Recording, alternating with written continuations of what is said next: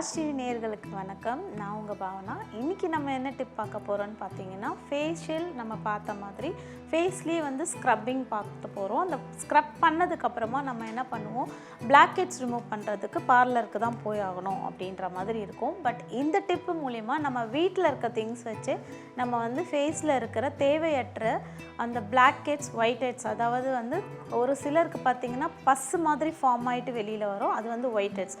ஒரு சிலருக்கு முடி மாதிரி இருக்கும், அது வந்து பார்த்திங்கன்னா பிளாக் ஹெட்ஸ்ன்னு சொல்லுவாங்க.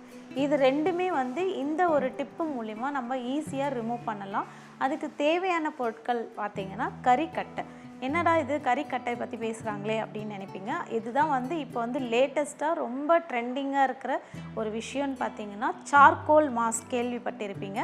அது ஒன்றும் இல்லைங்க, அந்த கறிக்கட்டை தான். இந்த கறிக்கட்டையை வந்து நீங்கள் ஒரு 2 கறிக்கட்டை கிடச்சிதுன்னா நீங்கள் அந்த நம்ம வந்து அயன் பண்ணுவாங்க இல்லைங்களா, அவங்கக்கிட்டேருந்து கூட நீங்கள் ஒரு 2 வாங்கிக்கோங்க. அதை வந்து நல்லா இடிச்சுக்கோங்க. இடித்து ஒரு பவுடர் பதத்துக்கு நீங்கள் கொண்டு வந்துடுங்க.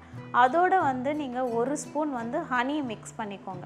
அது கூட கொஞ்சம் வந்து காஃபி பவுடர், அது 3மே நல்லா மிக்ஸ் பண்ணிவிட்டு முல்தானி மெட்டி இருக்குது இல்லைங்களா, அது ஒரு 1/4 ஸ்பூன், அது எல்லாமே ஒன்றா மிக்ஸ் பண்ணிவிட்டு ஒரு பேக் மாதிரி நீங்கள் வந்து அதை வந்து ஃபேஸில் அப்ளை பண்ணுங்கள். ஃபேஸில் அப்ளை பண்ணிவிட்டு ஒரு 10 to 15 மினிட்ஸ் வந்து நீங்கள் அப்படியே விட்டுடுங்க. விட்டதுக்கப்புறமா பார்த்தீங்கன்னா நீங்கள் ஜஸ்ட் அதை ரிமூவ் பண்ணும்போது ஒரு பீல் ஆஃப் மாஸ்க் மாதிரி வரும்.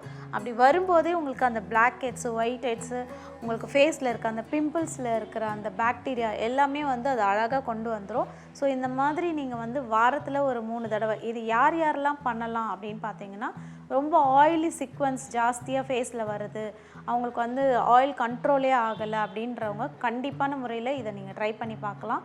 அடுத்ததாக பார்த்தீங்கன்னா, எனக்கு வந்து நிறைய பிளாக் ஹெட்ஸ், ஒயிட் ஹெட்ஸ் இருக்குது, எடுத்தால் கூட போகவே மாட்டேங்குது அப்படிங்கிறவங்களும் இதை கண்டிப்பாக ட்ரை பண்ணலாம்.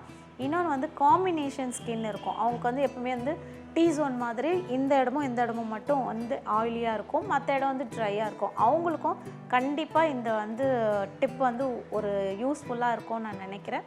இந்த டிப்பை நீங்கள் வந்து வாரத்தில் 2 தடவை யூஸ் பண்ணலாம். இந்த மாதிரி பண்ணும்போது உங்களோட ஃபேஸும் வந்து ஸ்கின்னும் வந்து டைட்டாக இருக்கிற மாதிரி ஃபீல் ஆகும், அதே நேரத்துக்கு நல்லா பிரைட்டாகவும் இருக்கும். Black heads and white heads, உங்களோட ஆயில்னஸ் எல்லாமே இதில் வந்து ரிமூவ் ஆகும்.